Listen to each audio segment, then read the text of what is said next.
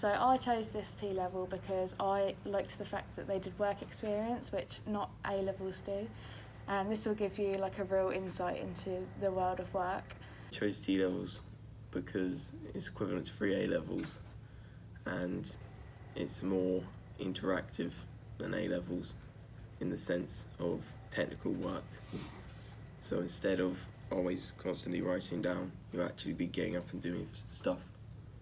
I chose T-levels because the aspect of going out on placement and getting a lot of real life experience is really amazing, and it's really helpful for future career choices, as they'll see that as you've already got loads of experience, so it won't be as hard to catch up with what they're doing in their circumstances.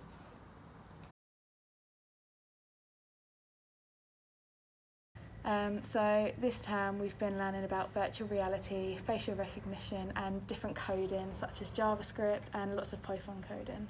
We learnt a lot about civil law, a bit about criminal law.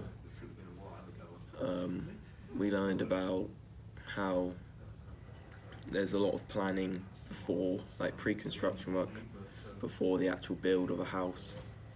And when it comes to technical work, so far we've learned how to use like a Schmidt hammer, so you can measure the strengths of an object with it.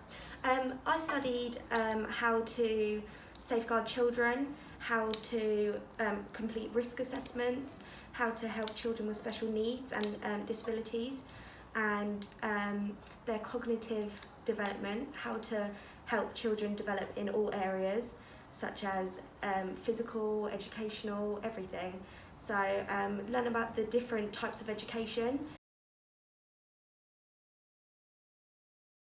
I think this half term we're doing a lot more coding, a lot more theory-based lessons, and yeah, just learning more. So we're just going to keep going in more depth with the building side and more of the maths, and then we should be on our placements, which would be pretty fun.